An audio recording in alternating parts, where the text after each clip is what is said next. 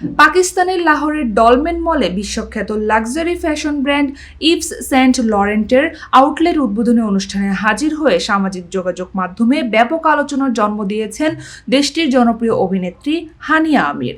ইভেন্টে তার লুক ও fashion choice প্রশংসিত হলেও পোশাকের ধরন নিয়ে নেটিজেনদের একাংশের তীব্র সমালোচনার মুখে পড়েছেন এই অভিনেত্রী। হাই প্রোফাইল এই উদ্বোধনী অনুষ্ঠানের বেশ কিছু ভিডিও সামাজিক যোগাযোগ মাধ্যমে দ্রুত ছড়িয়ে পড়ে। ভিডিওগুলোতে হানিয়াকে ভক্তদের উদ্দেশ্যে হাত নাড়তে, ছবি তুলতে এবং আমন্ত্রিত অতিথিদের সঙ্গে সময় কাটাতে দেখা যায়। অনুষ্ঠানে হানিয়া সম্পূর্ণ কালো রঙের একটি ইভস সেন্ট লরেন্ট অনসাম্বল পরিধান করেছিলেন, যার মধ্যে ছিল একটি সিল্কের রাফেলড ম্যাক্সি কাট এবং সঙ্গে কালো স্টকিংস। এই ওয়েস্টার্ন লুকের সঙ্গে তিনি নুড মেকআপ ও একটি স্লিক ওয়েট হেয়ার স্টাইল বেছে নিয়েছিলেন।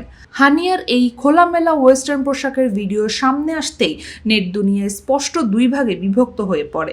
একদল ভক্ত হানিয়ার পাশে দাঁড়িয়ে তার ফ্যাশন চয়েসকে সমর্থন করেছেন। একজন ভক্ত সমালোচকদের উদ্দেশ্যে ক্ষোভ প্রকাশ করে লেখেন, আপনাদের সমস্যাটা কি? এটা সম্পূর্ণ তার নিজের পছন্দ, তাকে তার মতো থাকতে দিন। আপনারা সবসময় মানুষকে তার চেহারা বা পোশাক দিয়ে বিচার করতে প্রস্তুত থাকেন। অন্যদিকে সমালোচকদের মতে এ ধরনের ফ্যাশন পাকিস্তানের নিজস্ব সংস্কৃতি, সামাজিক ও ধর্মীয় মূল্যবোধের সঙ্গে সামঞ্জস্যপূর্ণ নয়।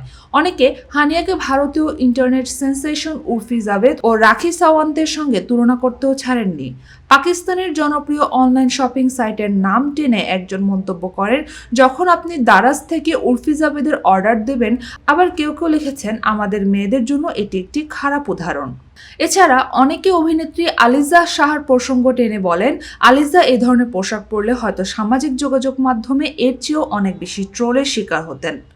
এদিকে পোশাক নিয়ে সামাজিক যোগাযোগ মাধ্যমে বিতর্ক ও ট্রল চললেও এ বিষয়ে এখন পর্যন্ত কোনো মন্তব্য বা প্রতিক্রিয়া জানাননি হানিয়া আমির। সাধারণত যে কোনো বিতর্কিত বিষয় এড়িয়ে চলতেই পছন্দ করেন এই অভিনেত্রী।